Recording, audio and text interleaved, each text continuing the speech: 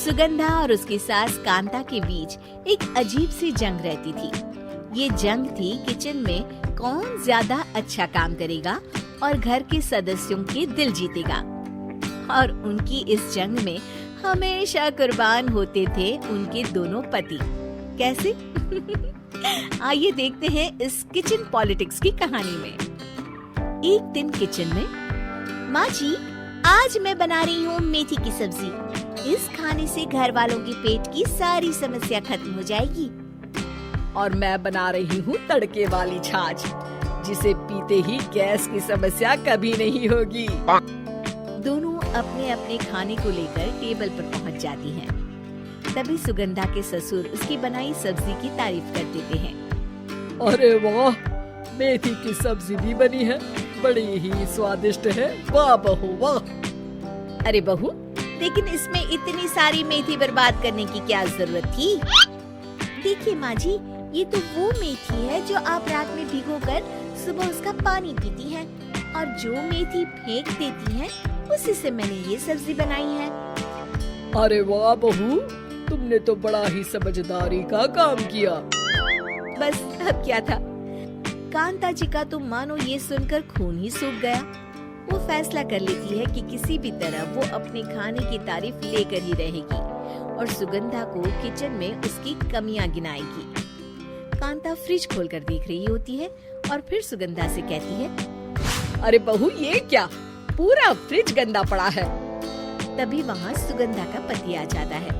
वो सुगंधा को डांट कर कहता है, सुगंधा, तुम्हें कितनी बार कह रखा है कि वायरस फैल रहा है, साफ सफाई का पूरा ख्याल रखना है, लेकिन तुम किचन में इतनी गंदगी रखोगी तो कैसे चलेगा।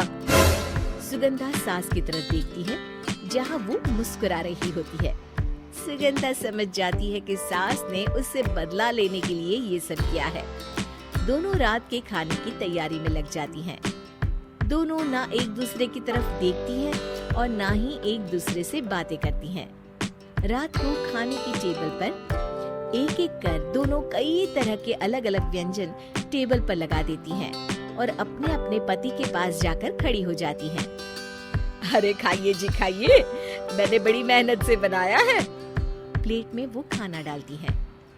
सुगंधा भी दोनों की प्लेट में खाना डालते हुए कहती है, बड़ी ही मेहनत लगी है इस खाने को बनाने में। हाँ, दोनों को ना चाहते हुए भी सारा खाना खाना पड़ता है।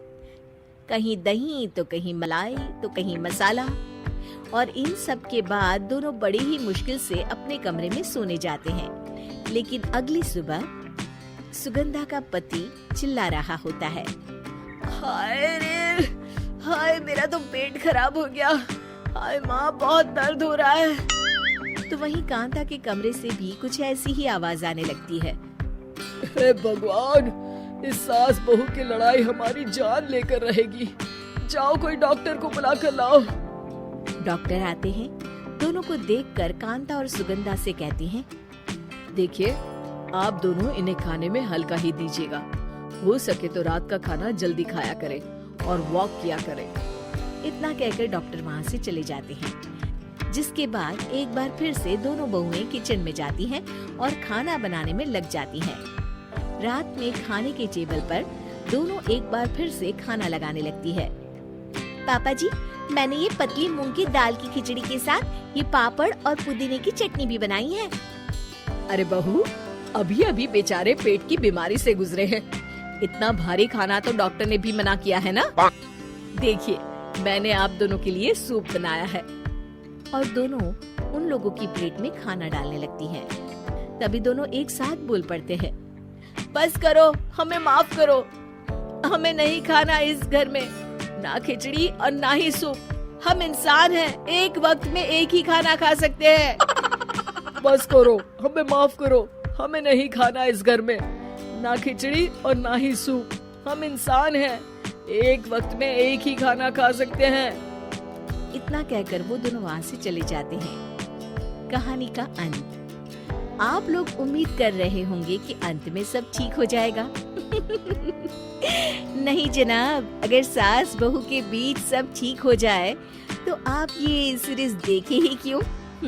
तो मजा लीजिए इस चैनल में सास बहू से जुड़ी कहानियों का, क्योंकि ये ऐसा रिश्ता है जिसकी मिठास उसकी खटास में हमेशा ज्यादा ही रहती है।